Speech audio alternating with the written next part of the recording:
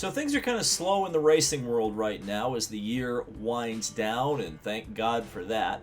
But I wanted to create some more content before the end of the year, so I went over to my community tab on my channel, and if you haven't subscribed yet, why haven't you? Because you get great things like my community tab, or at least notified when I post to the community tab.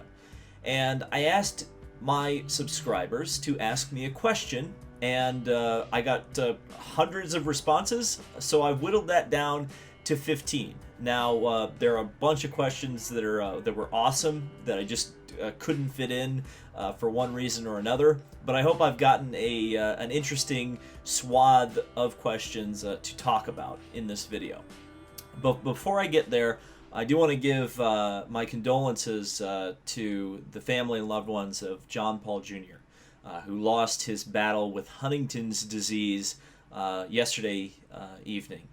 And this is a little bit more personal in terms of a loss than a lot of these kind of older racing drivers, because John Paul was one of the first race car drivers I met as a kid. And actually, for a little while, my dad worked very briefly in the IRL, and when he worked in the IRL, one of the drivers he worked with was John Paul. And John Paul was actually kind of for that brief period of time, kind of a family friend. He would call my mom and my dad, and would talk on the phone with them. And it leads to a funny story, which was one time John Paul was talking to my mom on the phone, and my brother and I were just kind of hanging around. So I don't know whether it was John or whether it was her who kind of floated the idea of, well, why not have John talk to the kids? Well, me being the super racing fan, I mean, I knew exactly who John Paul was. I knew everything about him. And I got starstruck. I couldn't answer the phone. But the funny part was my brother was more than willing to answer the phone and talk to John Paul Jr., but didn't talk to him about racing. He talked his ear off about Barney the dinosaur. And what was cool was, of course, John Paul was very classy and took that call and listened to my brother and his incoherent Barney the dinosaur, 3-year-old ramblings. But he definitely had some personal issues, mainly ones that were brought on by his father, and I think John Paul should not be judged for those sort of things. He was just a fantastic person, really was, and a really damn good race car driver. Was an IMSA champion, got a lot of wins there, won 2 IndyCar races, including one that you're about to see right now, which was probably his greatest win of his career. The Michigan 500 in 1983, racing in a year-old Penske chassis against the factory Penskes of Al Unser Sr. and Rick Mears. In the final lap, he caught Rick Mears, who was in a year younger car, a factory Roger Penske prepared car. Rick is in the yellow car, and John Paul is in the red car. And just enjoy this final lap. It's pretty good. But only the second time on a high-bank racetrack, and frankly, I think he's surprised an awful lot of people, including Roger Penske this weekend. Rick Mears still leads the race. We've seen some wonderful and courteous driving by some of the cars back in the field. They just came around Dick Simon as they come to the white flag with 2 miles to go. Simon immediately pulled out of the way. Now Rick Mears closes down, comes below Chris Neifel. Mears powers past Neifel. John Paul Jr. comes in, closes behind Mears. Mears has to drop behind Neifel. They're in Neifel's draft now. Now John Paul Jr. pursues Mears. John Paul drops inside Mears, forges his way past. He's down on the apron. He gets past Rick Mears. John Paul leads it, and Mears is spinning. Rick Mears up, hits the wall. Neifel torpedoes right into Mears. A serious accident. John Paul now screaming for the checkered flag. It's unbelievable. Rick Mears is going to climb out of that battered and broken race car. The rear wing is gone. The nose is gone. Now the safety crews come to help Rick. He looks like he's been stunned by this crash. Chris Neifel also involved. The safety crews are with him as well. Not the best way to rescue a driver, especially if he has back or rib injuries, but John Paul Jr., his first win in an IndyCar, now the 3rd winner of the Michigan 500. Okay. Now that we've gotten that part done, I just really felt like I needed to talk about John Paul because, again, really a solid person. But here's the Q&A. This is probably what you clicked on the video for. So let's get into the first question. Hopes for 2021, beside things getting somewhat back to normal. Well, I assume you're talking about the channel and probably some of my personal life things. The second one I'll answer in the second question. But for the channel, obviously I'd like to continue to do what I'm doing. The last few months have been great for the channel in terms of viewership, in terms of engagement, and it seems like you guys are enjoying the content as well. Definitely like to get back out into the field and cover races. We'll have to see what happens with the Rolex 24. I'm planning on being there one way or another, but it seems like it's going to be pretty restricted. So I'm just going to have to plan accordingly with what content I produce there. My goal really for 2021, I think the loftiest goal would be 100,000 subscribers. I think I'm at 54,000 right now. I think more realistically, probably by the end of 21 would be around 75,000. But you never know. If I start really hitting some home runs on videos, and you gain, 5 to 10,000 subscribers in a month or something, 100,000 could be something that's achievable this year. We'll just have to see. But in terms of the channel, that's kind of what I'm looking at. Is just kind of continuing the momentum of this year and hopefully expanding on that. Yee asks, is David going to do more race driving? I would love to, and that's another goal. It was originally a goal for this year, but obviously COVID kind of stepped in the way of that. I would absolutely love to do more race car driving. In fact, with what I did last year, at the end of last year, 19, where I got my preliminary license from the SCCA. To get that actually upgraded to a full competition license, I need to do 2 races in the SCCA. So I guess, and unfortunately, I haven't been able to really work on that very much with so many of the things that happened at the end of the year, especially. But yeah, I do want to keep racing. I would love to do, especially Formula Fords, because I really enjoyed driving Charles Ante's car in California last year. So I would love to do something in Formula Ford. If not, if I could do Chump Car or something. I really would like to keep driving, or maybe go-karts, even though it seems like the Battle at the Brickyard may or may not happen this year. So I don't know. There's a lot of options, I think, out there. It's just going to take some effort, and I'm going to have to start putting in that effort to do that. Thomas Franco asks, should IndyCar expand to races in Europe/Asia, and is it logistically possible for the series currently? Well, obviously it's not logistically possible with the travel restrictions, I don't think. I mean, maybe you'd be able to get away with it, but I think it would be a gigantic hassle. But honestly, I don't think that IndyCar should be pursuing Europe and Asia right now. They don't even have the United States, figured out. So trying to expand into other countries, that's some Champ Car stuff. So I would say no, don't do that until you've got a true fan base established in the United States. Unless, of course, you're talking about Asia. If Honda wanted to bring them back to Motegi or go run Suzuka or something and wanted to pay all the teams, okay, yeah, maybe you start thinking that being a possibility. But international expansion for IndyCar, no, they got to get the United States situation figured out first. Matthew T. asks, a majority of NASCAR owners are now at least in their 70s or older. Who takes over for Hendrick, Gibbs, and Penske? Well, I think Penske's an obvious one. Tim Cindric would be he's already pretty much running the team anyway, day to day. So there's your answer for Penske. I think one of the reasons that a lot of people are excited about the 2311, or if you're an idiot like I am and call it 23XI, team, is that Denny Hamlin would be a potential candidate to take over Joe Gibbs Racing, or at least take that spot within the Toyota camp in NASCAR.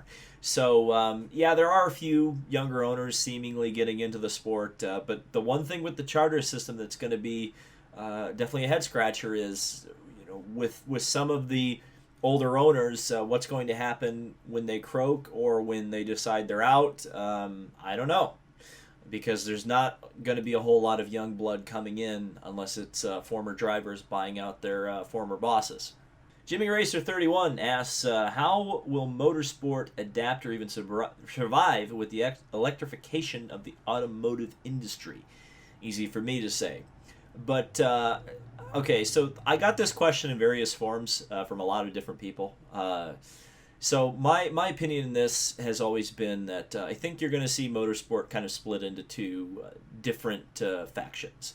Not necessarily factions, because that implies they're going to be going to war with each other, but I think you're going to have manufacturer-driven racing, which will not be consumer-friendly.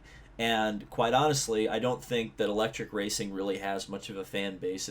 I don't think it has much of an interest level with the general public. And it won't until the electric cars actually start beating straight up, heads up in head-to-head competition, the internal combustion engine race cars. And I don't think that's ever going to happen, because I think the electric cars are always going to be kind of locked away under the kind of under the vision that they're greener than the other race cars, which is kind of stupid, because guess where batteries come from, everybody. But I think that you'll just see manufacturers kind of starting their own series, which will inevitably just kind of be propelled by either manufacturers trying to develop new technology or just trying to look green for whatever reason. And I think you'll have a whole other section of auto racing which is dedicated to, it's almost going to be like modern historic racing. Stuff like, eventually I think either NASCAR will do stuff like this. I think IndyCar is already going down that path. They already started with the Universal Aero Kit, which is where they will determine a point in history where they say, okay, this is where we peaked, and we're just going to keep the racing the same. We're going to keep the cars very similar to this because this is what the market likes, and we're never going to change anything. I think that's where it's headed, but who knows? Ian Peterson asks, what is one way IMSA can reach a younger and newer audience? Well, honestly, it's the way that all the racing series are going to reach a newer and younger audience. It's going to be getting their product readily available to consume and out in front of people. And they're going to have to, and I think IMSA has been doing a good job of this, by the way. This is not a series that I necessarily think is doing a bad job.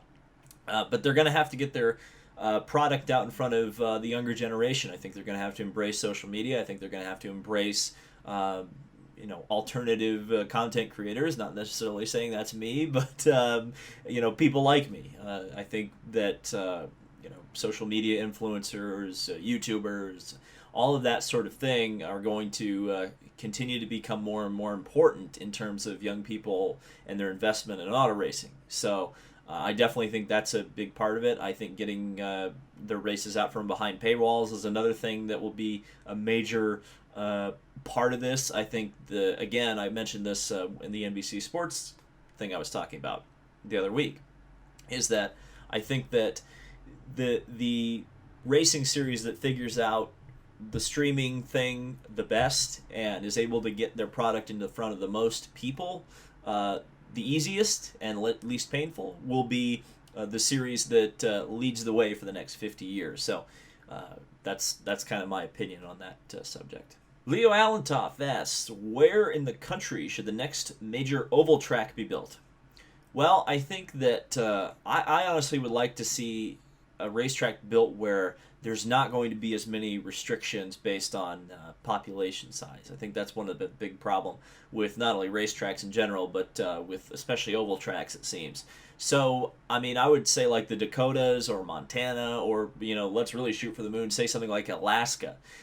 So you could really build a facility that would be the size of or the grandeur of an Indianapolis or Daytona. I'd like to see a big super speedway be built, something major, something that can host really high-profile events and do it very well. And I think you need space to do that, and I think in some ways you're going to have to look at other locations to do that. You're not going to be able to build in a major metropolitan area anymore. It's just not going to happen. So if there's going to be a major oval track built, I think you're going to have to go out in the boondocks and hopefully build it, and they will come, and have that sort of an attitude. M. Benoit asks, are you sad that Donald Davidson is retiring as Indy historian? I got to interview him once for a story. I wrote about the only driver from my country to run the Indy 500, Ray Pixley, in 1936. He is a delight. I am. But obviously, at the same time, I can't judge the man for wanting to hang it up. But certainly, it's disappointing from the perspective of it just seems like by the time things return to normal, almost in a lot of ways, the 2019 Indy 500 is going to feel like kind of the last of a line in some ways, because there would be so many things that used to be there that I enjoyed quite a bit. The Freedom 100, Donald Davidson, and several other things, that just aren't going to be there anymore, or will be changed so significantly that it will be different, and it'll suck from that perspective. But again, Donald Davidson should be, if anybody's earned the ability to do what he wants to do, I think Donald's absolutely that guy. So I wish him the best in his retirement, and I hope he has a great time. Music Man Samwise asks, will NASCAR switch to a 6-cylinder hybrid engine in the next few years? God, I hope not, but I'm fearing it's inevitable. And I don't know about you guys, but I'm getting sick and tired of V6 engines.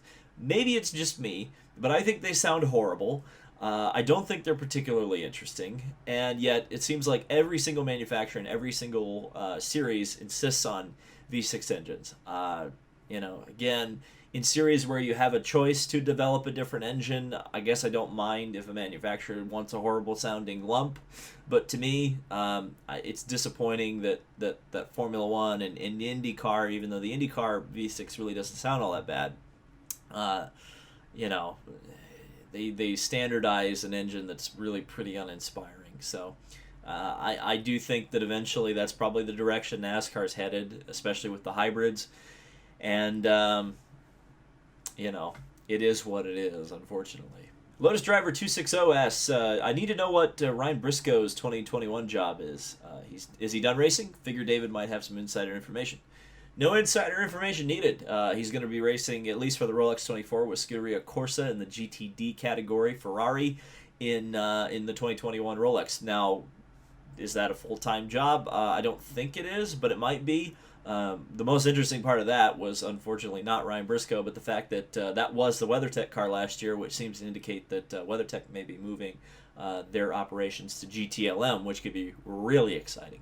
Bill asks, assuming both drivers stayed in kart and not gone to Formula One, who would have had the better career in the end, Jacques Villeneuve or Alex Zanardi? So this question really tickled my brain, because I think both drivers, Villeneuve obviously had a much better time in Formula One than Zanardi did. But looking at where the Team Green ended up eventually, which of course is now Andretti Autosport, believe it or not, it's definitely fascinating, because if Villeneuve had stayed with Team Green, he wouldn't have had a very good 1996, and of course that was the first year that Zanardi and him would have gone head-to-head in IndyCar racing. But by the time you get to 1997, Team Green would have had the dominant Reynard-Honda Firestone combination, which Zanardi also had. So you would have had those two drivers going head-to-head in equal equipment. I still think Zanardi probably would have come out on top, just looking at kind of where Villeneuve ended up. Even though, he won the Formula One championship in 97. So yeah, that is interesting, isn't it? Because actually, it probably would have been a lot closer than I'm kind of thinking. Now, as their careers would have progressed, I feel like Zanardi probably would have, because you look at 98, and he clinched a championship with like 5 races to go. And he would have continued that into 1999, I'm almost sure, because Juan Pablo Montoya won the championship, ironically, over the car that Villeneuve would have likely been in had he stayed in kart, which was then driven by Dario Franchitti. It would have been a hell of a rivalry, I think. No doubt about it. And maybe, and I think both of those drivers would have had much better careers if they'd stayed in IndyCar. But, of course, I'm sure Villeneuve isn't complaining because, again, he has a world championship. I think Zanardi is the one you can absolutely argue, had he stayed in IndyCar, he would have been one of the greatest of all time.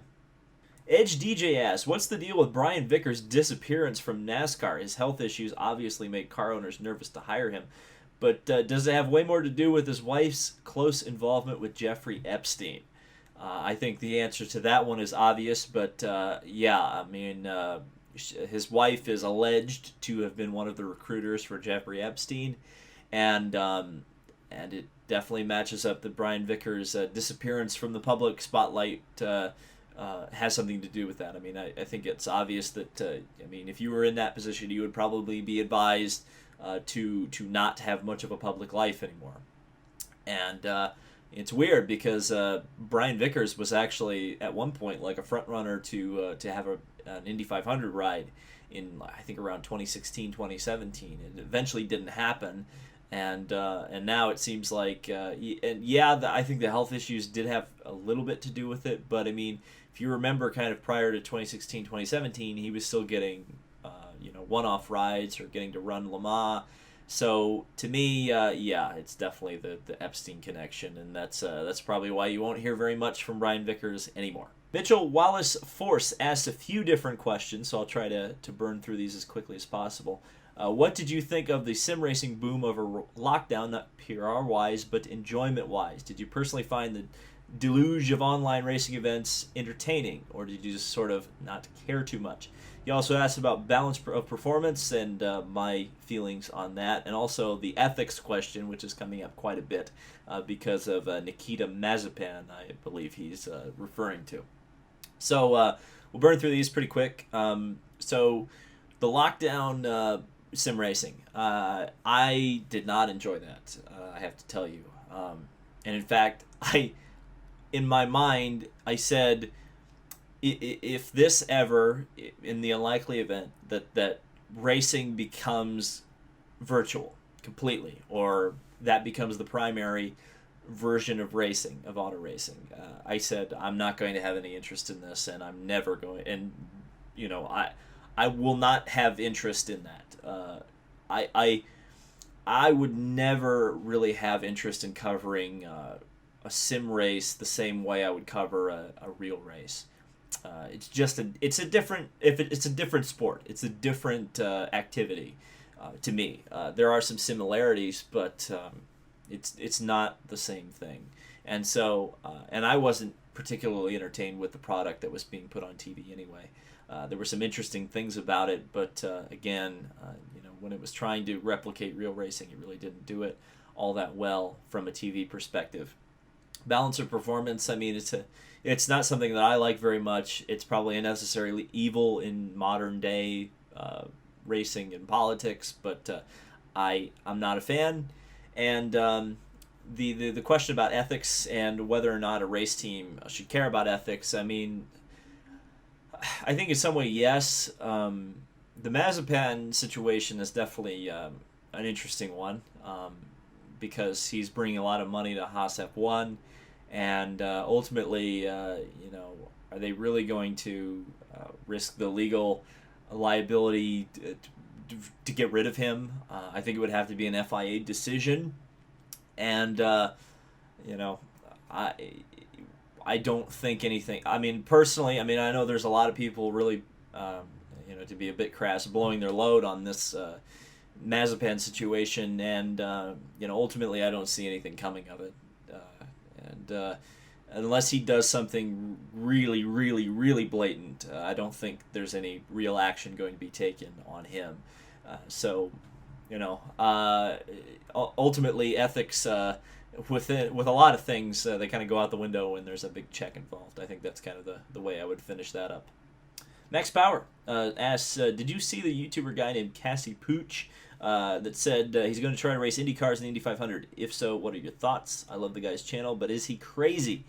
I did see that video, and there was definitely some interesting things about it, particularly what he said about the social media presence of IndyCar racing, which I think he's correctly identified. I'll just say that, right? But do I think he's going to make it to the Indy 500? No. And I get part of his video was like saying like, well, if you don't believe in me, if you're a hater, watch me prove you wrong. And I totally understand that sentiment, and I think more power to him. But it's going to take, if he's going to do that, if he's going to run the Indy 500, it's going to take him several years to do it. And he's not just going to jump in an Indy car and get there right away. So, we'll have to see. If he actually, gets some starts in Road to Indy, like it seemed like he was kind of working towards, in that video. We'll have to see how he stacks up against the competition, and then kind of take it from there. So again, it could be an interesting story to follow, but right now there's not really anything to it. And the final question, Keith and Andrea Explorations ask, any news on Dale Coyne Racing? What is your take on capacity for fans at next year's Indy 500? Your take on full course cautions and cautions in general in the IndyCar series? And is there a better way to promote the Road to Indy program? So Dale Coyne Racing, haven't heard a whole lot. I don't think anybody's really heard a whole lot. I think Charlie Kimball's probably one of the people who could take a seat there. Also, I think Pietro Fittipaldi is another one who's in line there. So it could be Kimball and Pietro Fittipaldi. Fan capacity on at the Indy 500 next year. Unfortunately, it seems like the goalposts move on the COVID stuff every day. So I mean, my gut feeling is 25%. But we'll have to see. I mean, that's going to be one of those things. This is going to be the most depressing thing to talk about going into the month of May. But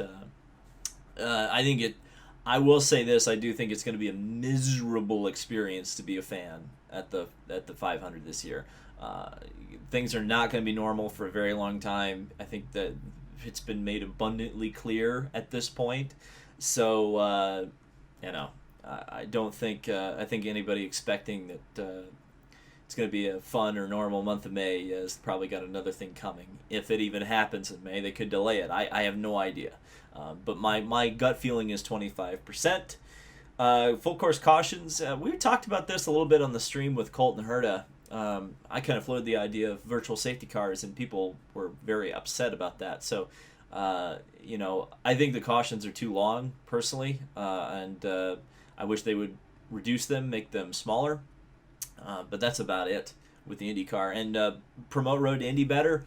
Again, it's kind of the thing that I talked about with IMSA. It's getting the product out in front of young people, presenting it in an interesting and entertaining way, and getting it out from behind paywalls, particularly with the Indy Lights. I mean, who's going to buy gold to watch Indy Lights? I mean, that's kind of the thing that, promoting Road to Indy is just making it an easy product to consume, and right now it's not an easy product to consume. I think that would be my big criticism. So that was this Q&A. I hope you've enjoyed it. Let me know down in the comments if you like this or would like to see it changed, or if you don't want to ever see it again. Thank you guys so much for watching. This has been David Land on YouTube, and if I don't see you before the new year, happy 2021. God willing, it'll be better than 2020, but at this point, who knows?